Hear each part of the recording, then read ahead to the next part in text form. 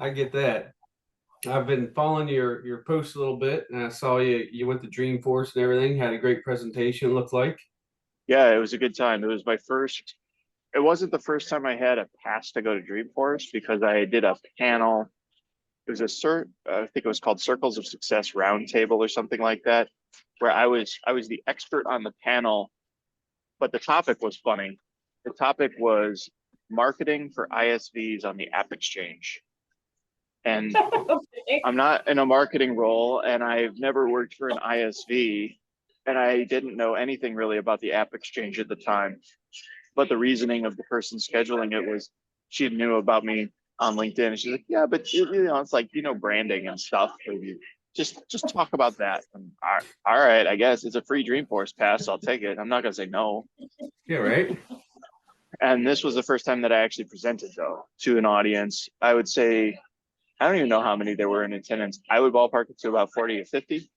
It was in one Yeah. of these corners and there were a good number of people there. Um, but I enjoyed it. The nice thing is the topic was something that I'd already written about. I essentially pulled 4 chapters from my book and made each one of them a talking point. And at that point, that was pretty much my presentation. I just talked for 20 minutes about something I'd already done a lot of thinking about. So the preparation really was very minimal. I just had a couple slides, a book recommendation for each of the 4 pillars of a strong Salesforce career, or any career really. And then and I got a free pass to Dreamforce, which is great because I'm in broke startup mode. Yeah, I mean that's actually pretty excellent. I just want to get to the point where I could say I pulled 4 chapters from my book. Yeah, yeah, just this book that I'm working on. It's I it's love- entirely too long. Oh my God, this book is gonna kill me, you guys. It's like I wrote way too much. The good about writing my first draft on a typewriter is that I wrote it on a typewriter because I can't go backwards and I can't undo and I can't rewrite. I just have to go, right? So your first draft actually gets out of you. Otherwise, I'd still be wrestling with the first chapter. Right. Right. I know multiple people who are, oh, I've been working on a book for a decade or 20 years or whatever. And I'm just like, if they just couldn't go backwards, they might be done with it by now. You got to get the first draft out. It's going to be terrible, but you have to get it out. Anyway, but it's like 200,000 words, which is 4 books worth of words. Yeah. So I either need to turn it into 3 or 4 books, or I need to edit it down by at least half to make it reasonable, or I need to, I don't even know what I would do. I thought about, instead of a book, just publishing it all as blog posts. And since there's so much, it's challenging because there's this idea you have to murder your darlings when you're editing. Oh, that thing you thought that you wrote that was so good. Yeah, you got to kill that too. And you have to just be ruthless, like Genghis Khan, ruthless with your editing. But I'm a stage 5 clinger when it comes to words that I've written. And I'm just like, man, I don't want to cut this, but is it relevant? It is, but is it really that good? I don't know. But I took the time to write it. So you don't want to throw it away because you put effort into it. What do? I don't know. You need an editor to take a swag and have dialogue with. First, I got to get it in the computer because people are going, oh, well, just use OCR technology or AI or whatever. And I'm going, no, because number one, it wouldn't be a perfect copy. And I'd have to spend as much time fixing stuff as I would just retyping the whole thing. Yeah. And then the second thing is I want to do the work. There's this big push right now for AI to do everything and GPT this and GPT that, and that's fine. I mean, I'm going to sound real hipster right now, but I was using AI before AI was cool. Back in 2017, I came across Otter.ai for transcription. It's a fantastic product. I've been using it ever since. And AI is awesome. It's not so much a friend at Dreamforce actually said, "You're the most anti-tech worker that I know." But I'm not anti-tech. I'm pro-human. And part of being a human is creating art, creating things. And I could get a tool to put words on a page, but is that art? I don't know. That part of what makes art is its imperfection. The fact that it's not just a canned whatever. So for me, it's a matter of principle. I want to do the work, because if an AI generates my whole book, then what did I do? Can I really feel a sense of pride because I put some prompts in? I don't think so. But maybe I'm a purist.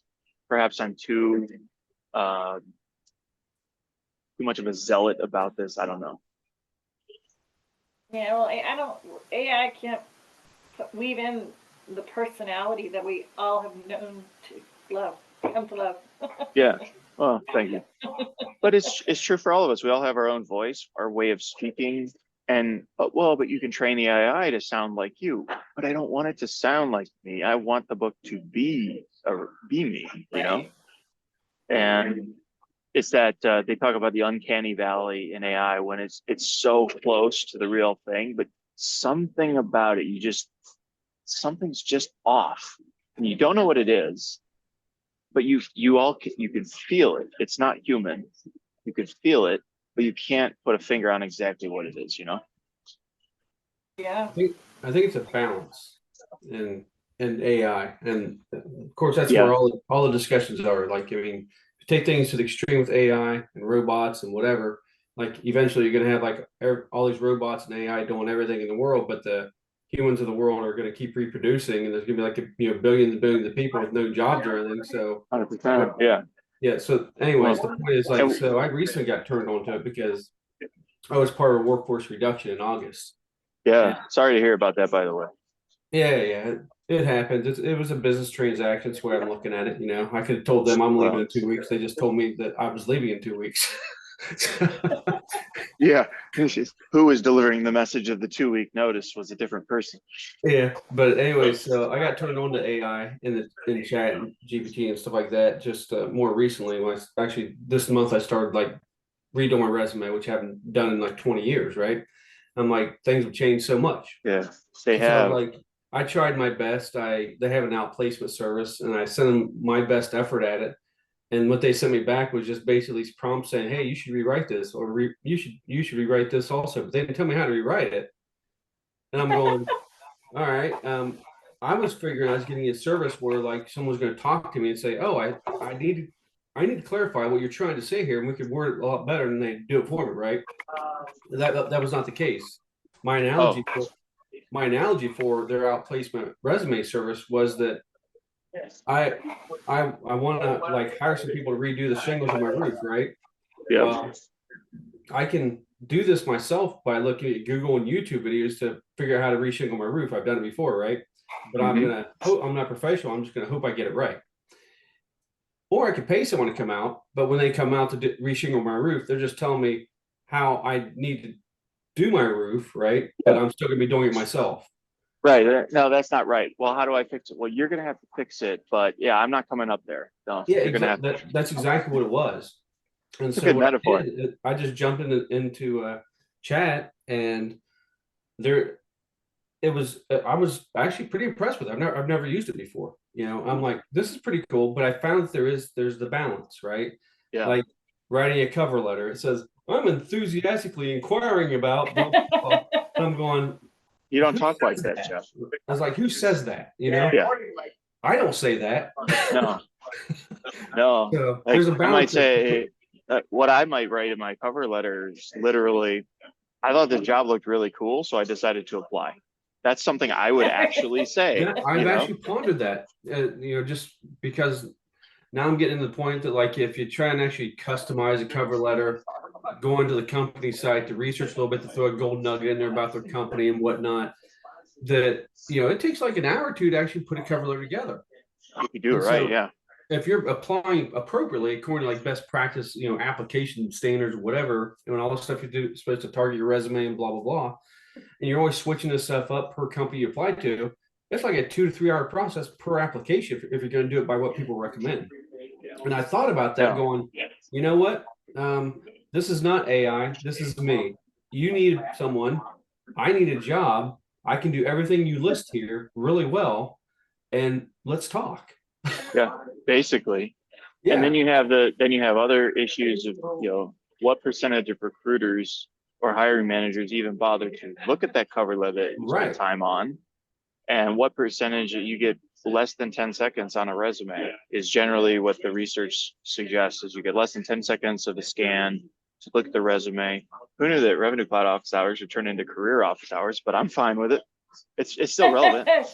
Um, but it's like, no, I get you, man. And then I think we have it's a complex problem with no easy solution, like so many things, right? But you have all of these companies that are getting advertised to by these job softwares that say, post your job to 200 websites with a click. But then you have the flip side, candidates are getting advertised to apply to over 200 websites with just one click. So it's like you have spammers, you're spamming job requisitions across 200 websites, and then the applicants are spamming. Everybody's doing 200 applications. Nobody's bothering to say, what's my conversion rate per application? And I Right. think that's one of the biggest problems of this whole system is that you have this poor candidate who, for whatever reason, they're looking for a job, even if they currently have a job, it's a part-time job just to look for one. And then It's a you're, full-time job. yeah, and you're sitting here going, I'm sending out 200 resumes and I'm not hearing anything back. So who is hearing back? And then I also think a lot of these companies just keep job recs out there just to keep the resumes coming in. They don't actually want to hire right now. They just want the option. So Yeah, there's I've seen so this much like power in the hands of the corporation to say, oh, we're just going to get this giant pile of resumes in the event that we feel like hiring sometime in the next 2 years. Because we've all had that experience too, where 2 years after you submitted your resume to some random website, they're like, hey, I noticed that you work at the Olive Garden and we think you'd be a great fit for a hospitality manager. So, what? I worked at the Olive Garden like more than a decade ago. Why are you reaching out? Nobody cleans their database. yeah. Having just lived this nightmare, Jeff, I was laid off in June, and I just started work 2 weeks ago. So I was laid off for a while. There's a Teal app, Teal HR or something. I didn't pay for it. I used the free version just as a tracker of the jobs you're applying to, because I did apply to like over 200 jobs. Yeah. Nightmare. But and I tweet my resume. I'm very vocal about this on LinkedIn. I think the onus should not be on us to put in your fucking keywords. Right. Right. Like I am who I am. This is what I've done. All you've now done is encourage me to go lie on my resume so it fits your job description so I can have your job. When shouldn't you just like me for who I am and what I can bring to the table? Like honestly, in my resume, makes me crazy. Yeah.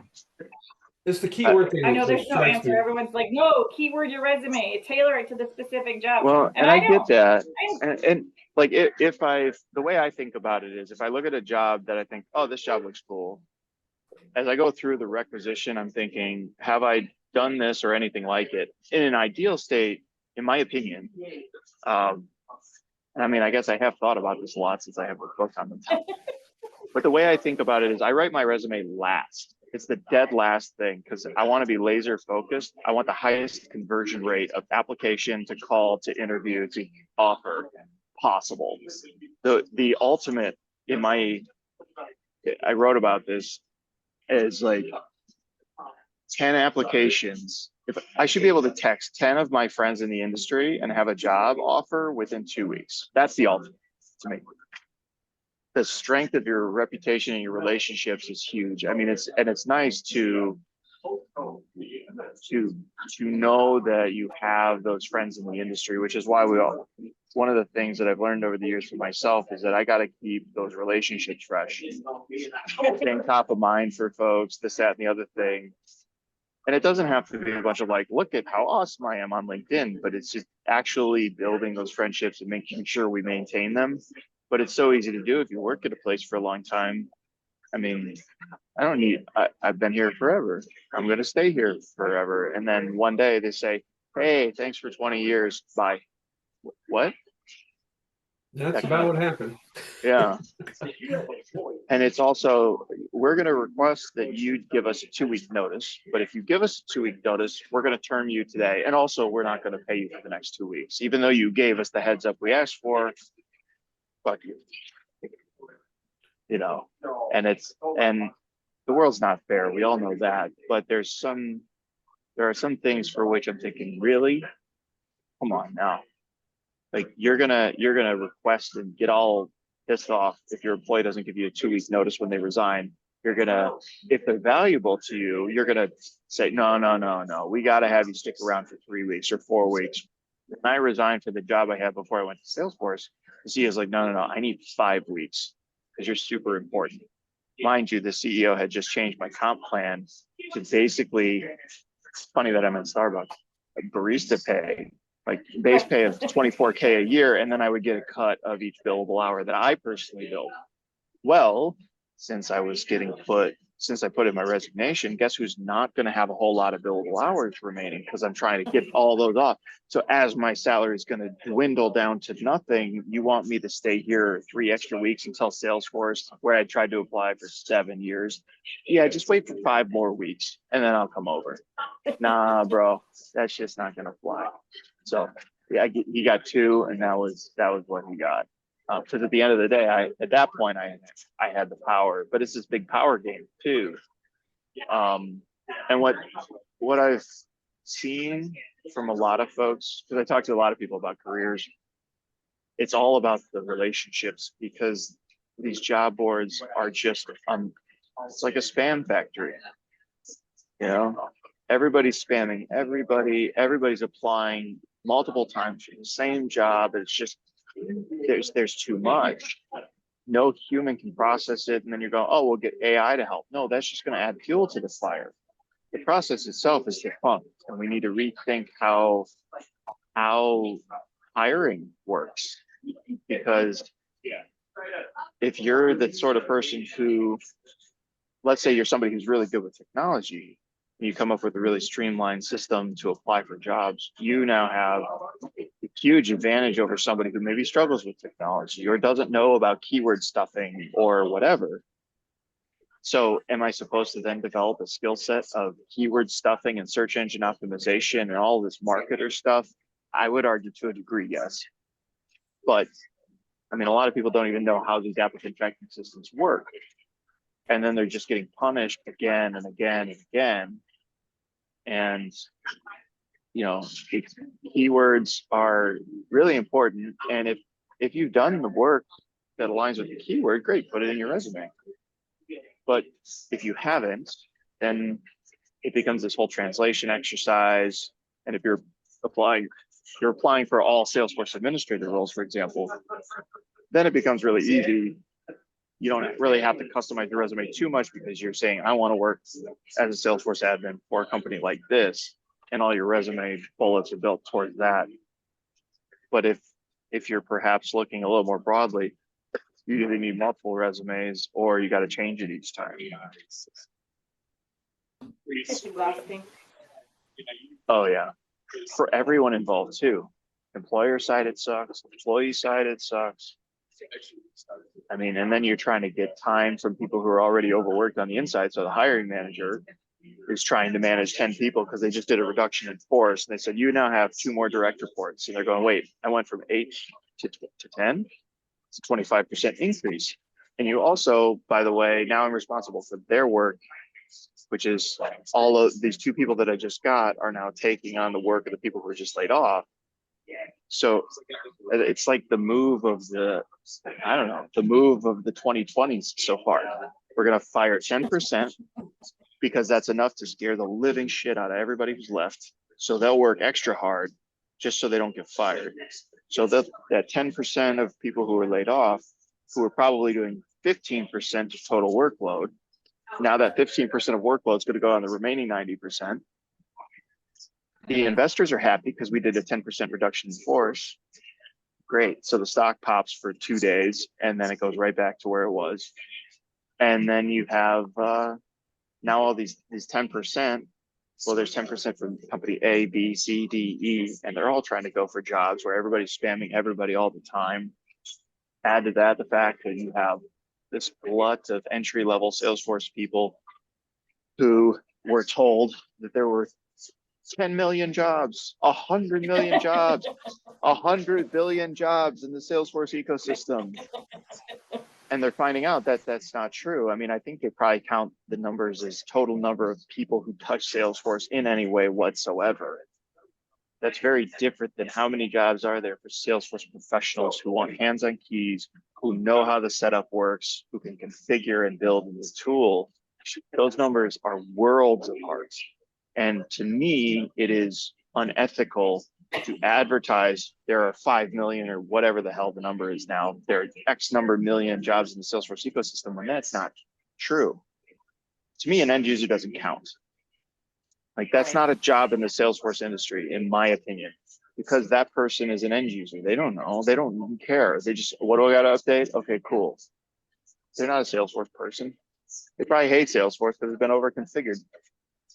To tie this back to CPQ, I will say so I was looking at product owner or manager of the whole team, development team and stuff, those types of roles, essentially product owner and or manager, and some consultant stuff, although I don't think I want to be a consultant, but there is consulting sucks. A lot of I don't want to throw out a statistic, but I want to say 80+% of those job descriptions have which the CPQ and or Marketing Cloud in them, which was weird. Marketing Cloud's a joke. Those are completely different products with completely different business processes, with completely different technical skill requirements, different thought processes. Building a quote and creating a campaign are completely different skill sets. And you think the one person's going to have all this? Oh, we also wanted to be like a Salesforce certified technical architect and have a Nobel Peace Prize and have the Turing Prize. Like, you want a human that doesn't exist on Earth, which is why I tell people, if you can say, I have done this or something like it to 50% or more of the bullets on the job rec, apply. Because there is no perfect candidate ever. And if there is a perfect candidate, that person should probably apply for a better job. In other words, don't apply for a job where you meet 100% of the requirements. In my opinion, I think the sweet spot's 50 to 75%, because that means you're going to learn, you're going to double your knowledge, or you increase it by 33 to 100%, or whatever the math would be. That's probably the wrong math. My brain's a little burned out on math calculus this week. I got my ass handed to me by the exam yesterday, but that's a whole other conversation. Are you getting an MBA or something? I'm in Calculus 1. I plan to apply for business schools this year, and the recommendation of the admissions director was to beef up my math skills because I have a music degree. And so I said, okay, cool. So I'm taking statistics, which I'm enjoying because I work with data for a living. So statistics makes a lot of sense. And a lot of the intuitive gut feel things I've developed about data from just working with it for almost a decade. Now I have the formal language to talk about it. I know what standard deviation is, and I can understand looking at this data set. I ran a pivot on this lead data set, and I can see that, there's generally a symmetric distribution here, that kind of stuff. Calculus, I'm struggling to find a practical application, with the exception of one type of word problem, which is essentially we're trying to make a box, and we have two different materials we're using. Each one has a different price per square foot, and we're trying to find what is the lowest cost at which we could. What are the dimensions of the lowest cost box that we can build based on the price per square foot or whatever of the substance that we're using to build the box? I'm thinking that has a practical application to business, especially with Revenue Cloud, because pricing and cost models. How do I maximize the price? How do I reduce the cost as much as possible to increase the margin of this particular product? And if changing the dimensions so I get more volume for less overall cost to produce the item, that's great. I'm just really struggling with the math because the highest math I ever did in school was algebra, and that was 22 years ago. It's like these kids weren't alive when I took algebra. I don't envy you. Calculus is hard. It is. It's when I heard Neil deGrasse Tyson talking about how hard calculus is, I thought, okay, I don't feel so bad that I feel like a total idiot every day. But then there's part of me that goes, it's good for me because it's stretching my brain. It's like deadlifts for my brain, and it sucks, and I'm straining muscles left and right. But whatever. Semester's almost over. Have you done any calculus, Jeff? Sounded like you did. Yeah. Yeah, back in my college days, I was one credit away from being a math minor. Ah, I went through like 3 levels of it and got into like linear algebra after that. And I'm like that was like my final semester. It was also my final semester of computer science that I had this huge project to do of writing your own compiler. I just said, I don't need this crap. I dropped the yeah. linear algebra. I was like, but I got a buddy who's like he's an engineer at Cree, and he's like a total math whiz. And it's funny, like about a year or two ago, he was talking about how he's helping his kids with math. He's like, the formula of slope, right? He's like, I was like, I forget the formula of a slope. He was like amazed I forgot this So formula. y equals mx plus b, right? Yeah, No, something like that. something like that. And I told him, he was like amazed I forgot the slope of a formula because I'm If you don't use generally it pretty good though, with math. But I was like, dude, I haven't used the formula for a slope in like 20 years since I was in math class. All right. If I need to know the slope of a formula, I Google it. well, and now that I've started my jujitsu school and I've started my consulting business, I'm thinking like a business owner at this point. If I need to get calculus done, I'm gonna hire somebody who knows calculus. Yeah. Now, at the same time, it's like anything. I need to know enough about accounting to know how to hire a good accountant. I need to know enough about marketing to hire a good marketer to lead the marketing team. Same with sales, same with ops, whatever. But it's like 80-20. I need to know 20%. It's going to give me 80% of the knowledge. And after that, I'm going to hire an expert to handle everything else because I can't know everything. However, if I do the anti-startup of I'm going to not grow, I'm going to not scale, I'm going to go slow, I'm going to move slow and keep things held together, not move fast and break things. I was watching a clip of the OpenAI CEO talking about the GPT creator or whatever thing, and everybody's like, "Oh, it's so amazing!" I'm thinking it's really cool, and but the app he was building, just the demo, the way he and the rest of Silicon Valley thinks about this is, I want to create a GPT that basically gives advice to startup founders. And at the end, I want it to grill them on why they're not growing faster. Like the point of a startup in Silicon Valley is not to produce a quality product that changes the world for the better. The point of a startup in Silicon Valley is to grow as fast as fucking possible and to sell for a whole boatload of money and hopefully not go out of business in the process. And if you can grow to a certain amount, you can call yourself a unicorn. Since when did unicorn become the epitome of like male domination of the world? It seems a little funny and silly to me, but we're worth $1 billion. Why? You don't make any money. Well, because somebody's willing to pay $1 billion for us. Well, then that person is a fool, from those famous 3 Fs of friends, family, and fools.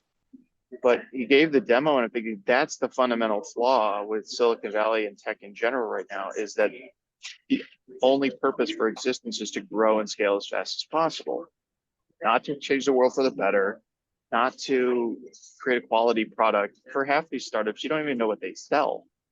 But you know what round of funding they're on, and you know how much money they just raised. We just got our Series C for $110 million. Look at how great we are. So what do you sell? Oh, we don't know, but we got a bunch of money for it. We can explain it to somebody really well, but we don't actually produce anything. Right. Do you have a functioning demo? Can I watch transactions happen in your system? Well, no, it's still in development, but we got a Series C. Okay, so you swindled money away from people who have it for a product that doesn't really exist. And even if it exists, it doesn't really work. it's almost like there's a Salesforce product that fits into this category of product that was partially developed and sold to Salesforce for a whole shitload of money and doesn't fully work. Hmm. Are you talking about CPQ? Or billing, or I mean, there's so many products that fit into that category. And of course, I've never acquired a software company, so I don't know what I'm talking about. But that's probably what you missed out on before the acquisition, is the due diligence to really get under the hood and see what's going on at the company. But I would think, like, you target a company to acquire them, and you're going to pay a whole boatload of money for it, and then you find out afterwards that it doesn't really work the way you thought it did.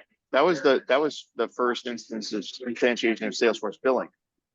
I think the company was called Invoice It or something like this. Salesforce paid a boatload of money for this billing startup and to try to add it to CPQs. They bought SteelBrick, then they bought this billing thing, and then they went, this thing's a piece of garbage. We're going to throw it out and build the whole thing from the ground up. So if you were on the original version of Salesforce billing, you can't actually upgrade to the second one. It's a re-implementation of a completely different product. That sounds so Salesforcey. Right. It also sounds so Salesforcey that the billing product that they did build from the ground up doesn't actually talk to CPQ that well. It does if your settings are just so, but if you have any deviation from just so, now you're talking about custom developments and things like that, which is so frustrating with this product. Wouldn't that be funny? Like, just a whole stretch of Revenue Cloud office hours where all I'm doing is I'm griping about the issues with the product. But I would rather people trust what I say than like what I say. And if I'm going to get clients, I want it to be because they trust me, not because they like me. If they like me, that's a bonus, though. But then they're easy to work with, right? Well, and paradoxically, if they trust you, they'll also like you in the long run. At least I would like to think so. I don't know, Jeff, you can attest to that. You didn't always like what I said. We disagreed about so many things. But that was also where our best ideas came from. It's like you take two ideas, you smash them together, and then you get some sparks of new ideas. And so that collision of ideas is paramount to getting the best ideas to surface. You have to take things and smash them together, create some sparks, Yeah. What's funny is, like, because I was after you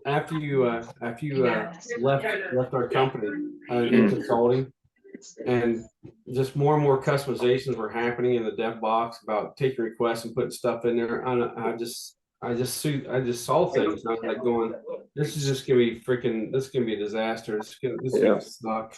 I didn't tell it to everybody. I just told it to a couple key people. Yeah. And eventually, the last user story I wrote, or epic with user stories I wrote about CPQ, was for the developers to uninstall CPQ. They came out early this year and said, we're not going to do CPQ. And I don't know if you remember Lorraine, but she was like, we were worried how you're going to react to this because you put so much work in trying to get this to work for everybody. And I was like, my reaction is, thank God. Yeah, man, that was a challenging project. Yeah. For a variety of reasons. I mean, the specific team that I was on at the time at Salesforce only dealt with the most difficult projects. So it's like, that was our thing, is we were this tiny elite team where we got this weird, crazy situation and we don't really know. Although, Jeff, I have to say that working with your company was different in the sense that you guys had it together. And I was like, oh, this is wonderful. There's user stories. People are communicating with each other. Yeah. I might disagree with what they want to do or say, like, that's actually a different thing. It's not part of this product, but everybody knew what was going on and everybody was nice. Oh, yeah. Like now, man, I have a firm with both my jiu-jitsu academy and my consulting business. I have a no assholes policy, employees or customers. No assholes. I just want to work with my friends. I want to work with nice people. I want to do interesting projects, but I don't I don't want to deal with assholes. And if that means that I'm going to lose revenue, I don't care. I Yeah, don't the need your people- money. The people that the people at my old company, they're great people. Oh They're yeah, people, they were they're great people people. yeah, they're people that I would literally like call friends. They're people I would have Yeah. beers with, you know, Yes, or if you hang out want with. to. Yeah. Yeah, I mean, they're really good. I think if of anything, if I miss anything about that job is the People. connections I had there and the relationships of joking around to get stuff done and like that. And it's, you know, going into the world now, I like you see these articles of people like saying, "Hey, I started a new company." You know, I don't know why they post this stuff on LinkedIn, but they're like, the people there just aren't very nice. I'm going, well, that sucks for you. I probably wouldn't put that on LinkedIn, but Some of the things people put on LinkedIn are just, they defy logic. Why would you write that? Are you trying to lose your job? yeah. Um, at the same time, I'm sure there are people out there with a lot of the stuff I've been writing on LinkedIn recently, kind of making fun of corporate America, where they're going, bro, X day on making fun of corporate America. These people might be your clients. But what's funny is I want to be polarizing for a couple of reasons. Number one, when you're polarizing, it gets attention and it brings attention to your business. That's one reason. But it's beyond that too, because polarization gets people thinking. It stirs the pot, right? And I think that's kind of my job in life. Also, if if I'm polarizing, some people who see what I say, they go, you know, fuck this guy. I don't like this guy. I'm not ever going to work with this person because I want the buttoned up consultant who's going to talk about value propositions, and they're going to walk in and they're going to say, well, we want to advise your business on best practice. They're going to do all that stuffy consultant stuff. I mean, you know this, Jeff, you've worked with me. I'm not that kind of consultant. Yeah. So I if you want that, go hire Accenture, Deloitte, PwC. You'll get some automaton to come and consult on your project. But by contrast, other people love that. I got a prospect that I'm talking to right now. They love the fact that I'm making fun of Slack and email. They love the fact that I don't want to have meetings, that I want things on the Kanban board. They love the fact that I'm making fun of stupid things that we do in corporate America. And it's probably going to result in some business because of the polarization. Because then you're going, I connect with this guy, you know? You were saying something, Chuck? no, I didn't. I may have just made a noise. Oh. Oh no, you froze for a second, John. Just like a blip of a second. Oh, okay. You know, I guess we can't always have a perfect internet connection talking to people in real time who are all over the United States. But yeah, I mean, I guess we kind of deviated for the most part away from Revenue Cloud, but a lot of these things are relevant to anybody who works in it. Let's talk about careers and career management and the challenges, because there's a lot of them. And I think, you know, what you were pointing out, Melody, where there's a lot of jobs at customers that involve CPQ. Well, the reason is because there's 6,000 Revenue Cloud customers. Now, what is the percentage of Revenue Cloud customers that have a Salesforce administrator at all? I would want to know that question. I also want to know what percentage of those admins, if they have them, actually know CPQ. I would bet of the 6,000 customers Salesforce has for Revenue Cloud, I would bet less than 1% of those administrators have any idea how to do much of anything in Revenue Cloud. And that's another reason I wanted to make these office hours, because unless you're Premier Success, you can't attend the Ask an Expert things. They don't really advertise them for Revenue Cloud very well, if at all. And so nobody knows they exist, and most of the customers can't go on them anyways. So I thought, well, if you want something done right, you got to do it yourself. So this is my effort. We'll see how it ends up. You know, fast forward a year from now, maybe we will have canned this idea by then, or maybe we'll be having 50 people on these calls or more. I have no idea how it's going to trend, but I appreciate you, both of you being on here today, just to keep the trend going. I need to tip you out more. I need to repost your posts about them, and I need to get out into my network and drive people here, because I agree with you. I think just like, 10 years ago, the person who was made the admin actually didn't know shit about Salesforce. It was like they worked in some sales assistance role and they're like, oh, we just bought this product. Here, go figure it out, right? That was me. Although I was an accidental- intentional admin. I wanted to do it. So I was an intentional admin, but that was the scenario. I didn't know accidental. anything. Well, and now I think with all of the different acquisitions and now, we're just going to go get this thing called CPQ. You'll figure it out. You implemented Sales Cloud. You'll be fine. Well, the Sales Cloud implementation that they did is terrible, and CPQ is its own. I mean, you both know it's a whole other monster. Yeah, it's funny. This company that I just joined is kind of backwards in that they've had CPQ for a while, but they've been using. Yeah, they've been using Dynamics. Okay. Dynamics and some SAP. They've got this weird hodgepodge. Didn't touch Sales Cloud, so now this whole project that I'm on is to move them yes, into I remember. Yeah. Sales Cloud, Service Cloud, and so they can actually write the quote in CPQ, because right now CPQ is just standing as this like back end headless, calculation tool. Yeah, I've heard stories. I have connections all throughout underneath the water. I've heard stories of the situation that you're dealing with, and it's challenging. It's challenging. Hey, I finally got a job. That's all I care about. Yeah, exactly. To go back to work. Yeah. So Jeff, I just sent you a LinkedIn connection. If you want some help, because I just came off of a job search, please feel free. I'm happy to talk to you through my experience. Yeah, same, Jeff. Like if you see anything, I mean, I'm connected to way too many people on LinkedIn, but if I know somebody, I'm happy to make introductions for roles.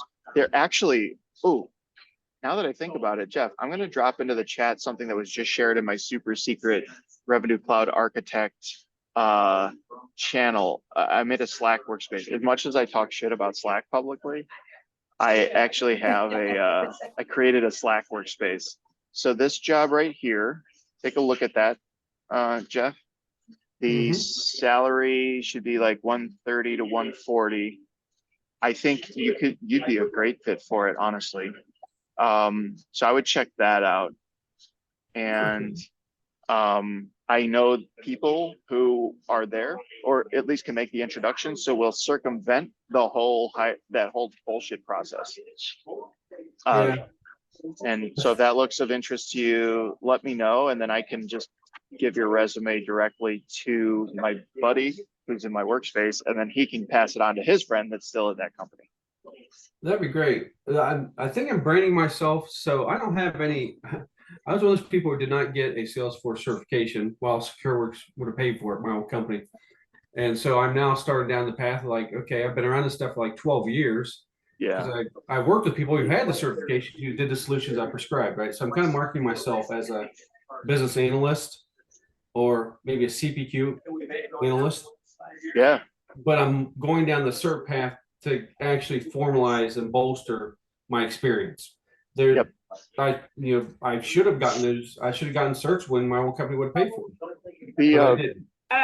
The certifications are a really good marketing tool, which is how I think about it. I will say, you'll start to see, if you haven't already, almost every job description wants like the basic admin cert, regardless of the role. Like, it means nothing, but they want it, right? Yeah. So if you get that, and if you can test for the CPQ, that'll stand you apart over so many people. And Jeff, you know a good chunk about CPQ, more than you think you know. I would target that one, admin and then CPQ, and that's really going to set you apart. Plus, just the fact that you know what you're talking about. Yeah. Even if you don't have the certification, if you make sure you get the right keywords in there and stuff for those CPQ roles, it'll become evident very quickly that you've gone down the rabbit hole. You've seen how crazy it is, and all of that. And if needed, just Garvin said to apply, because he said I know what I'm doing. So there you go. Stamp of approval. There you go. No, I really appreciate you guys' input. The weirdness of this layoff thing, just real quick, is that it's kind of like a blessing from God type of thing. What I'm looking at, because the day of my last day at my old company, I got a call that my dad broke his ankle, and he had to go to the hospital to have surgery, but he also cares for a mom who has dementia. So I've been, in Ohio, like I live in South Carolina. I've been in Ohio for like 5 weeks out of the past 2 months, taking care of mom and family and stuff. And I just got back. I'm done my tour duty. So as of November, I'm just now starting my job search and stuff like that. So I'm learning a lot. And I really appreciate any connection you guys have. It really means a lot. Actually, I have another. I don't think she's got any headcount right now, but she's a fantastic leader, a friend of mine who will probably get more headcount next year. I think she's capped out for this year, but I'll knowing your skill set and knowing that you're looking, I'll keep an ear to the ground for that. If you're interested, you'd also make I don't know if you want to get into consulting, because consulting sucks, but yet I'm a consultant because it's interesting work. Yeah. But I got friends in that space too, who are looking for people who are probably not like architect where I'm at yet, but can be, and you absolutely could be, Jeff, for sure. That was my mindset, was to get if I went to consulting role, because I did actually get an interview, actually 4 interviews. If one company was in Ohio, and these people just pursued me. I told them with each interview, like, I don't have time to research and prepare for this, but I'm going to talk to whoever you want me to talk to. I got to the 4th interview, which was the CPQ architect, and then I got ghosted. Like, he didn't respond after that, which is fine. But the way I'm going with it is that if I had landed that consulting role, I told him, like, I haven't done consulting, but I find it to be very interesting. I want to come into your company and be with someone that can mentor me for a period of time until I can take on my own projects. Well, and honestly, Jeff, too, so this year I quit my job in January, and this year my personal revenue has dropped off a cliff. So I'm back to square one as far as trying to rebuild my salary. But my pipeline is pretty healthy, and in the interim, if I end up closing some business and need an extra set of hands, if you're cool with that, I'd happily work with you again, man. It's like, be my BA on a project, and then we could work together again. Yeah, I mean, I'm willing to start I'm willing to start, as a learning person coming in, and like, you need me to write some user stories, I'll write user stories. Yeah, you've read the hell out of user stories. I've seen them. Yeah, I'll help propose the solutions. You can validate them, type of thing. You're a fantastic BA. You really are. So I appreciate that, but that's kind of where I'm at. I'm new to this job search thing, and I'm learning really quick. It sucks. It sucks a lot. Use your Salesforce friends. They want to help you, and it's a way better path. Like I said, like if you're interested in that role, for example, give me your resume. I'll hand it to the guy who's going to hand it to the hiring manager. That's how the game really works. Yeah, and Melody, thank you very, very much for reaching out on LinkedIn. I'll message you. I'll tell you what I'll do. I'll send you guys just both. I'll send to both of you in LinkedIn chats my resume. You can critique it if you want. It was me using AI for the first time.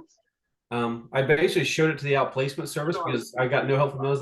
So I had a meeting with them. Like, here's what I came up with, and they're like, "Oh, this looks fantastic." I'm like, "So I don't need you guys anymore." And you're like, "Thanks for the help, guys." And the fact that you've marked yourself as open to work, you're going to start getting messages from people wanting to write your resume, charge you to write your resume for you. And my first real dabble into AI and ChatGPT was over the resume process too. Just to refine what I had. And I've worked with a professional resume writer in the past, and I didn't see value. There was one chick who only wanted like $80, and I thought, okay, maybe that's worth it. But people who try to sell you like a $300 or whatever, I'm like, nah, not with the tools we have available. This is also giving me ideas, because the basic problem with that is if you get just a generic resume writer, they have no clue what the hell they're talking about when it comes to Salesforce. And that's where maybe I could create some more. I mean, I do coaching calls and stuff for a fee, but maybe I could put together a Salesforce career package. Like, I'm gonna give you multiple iterations of a Salesforce resume review as somebody who has hired Salesforce professionals, who's been one. Like, I ultimately wonder, will Garvin's Consulting actually be a recruiting agency? Because I know a bunch of people. We talked about that before, you and I. That actually is not a bad idea. Another revenue stream for you is sort of the resume writing part of the career coaching too. I think. And when it that's comes to absolutely CPQ, something. it's like I give you my stamp of approval. So when if I reach out to my friends, let's say I reach out to my friend John, who works at a competitor of mine, and I say, hey, you should talk to this person. He goes, okay. Like that's the end of the conversation. You should hire this person because they're good. And they go, oh, cool. Oh, that's Done. neat. Yeah. I mean, that type of trust is very impressive. You know, when It takes two people trust each other like that, you know, that's a great relationship. 100%. And I've known him since the early days of Simplest. The funny story there is that in an effort he wanted to try to associate, I was there first and I started to grow the beard at that point, and he grew his beard out so he'd look more like me and try to have that association going on in the eyes of the hiring committee, which I thought was hilarious. What you should have done was like shaved your beard to say you want to be more like him. That'd be funny. I don't think anybody, including myself, would know what I would look like without the beard at this point. Because the last time I had no facial hair was when I was still in the military. Yeah. Is that like a problem for you in jiu-jitsu? If it gets too long, yeah. So what I'll do is if they're going for, say, a choke, I'll just I'll let them take the choke. Here, you can get your grips. And just don't rip my beard. Which is true. It's kind of like that leave the gun, take the cannoli from The Godfather. I say leave the beard, take the choke. Yeah. So let me ask this real quick. If you're in an actual combative situation, does a beard become a hindrance? It depends on what's happening. So a beard will almost be like it'll soften the blow of a punch to the jaw a little bit, because you won't get to connect as much as you would on bare skin. But what about grappling and stuff, and them like an aggressive opponent grabbing it? You know, I mean, it happens. It's part of the game. It's like if you choose to have a beard, you're gonna get your beard pulled. It's just part of the game. Yeah. I wondered about that. Yeah. Yeah. You can shave if you want, but at this point, it's like Bob Ross. I can't shave now. I know you can't do it now. It's part of your identity. If Bob Ross was upside down, it would be my face. That's good. Oh crap! Hey, I got to roll, guys. But thank you again. I'll reach out to both of you on LinkedIn. Yeah. Cool. Thanks for jumping on the call today. I'm glad it turned into something valuable. I'll still upload it. I'll trim off like the ends to make it cleaned up a little bit more, especially since I was talking about completely nonsensical stuff at the beginning. But yeah, and then we're plan is to do this 1:30 Central every week, and we'll just keep doing it. I adjusted my time zone.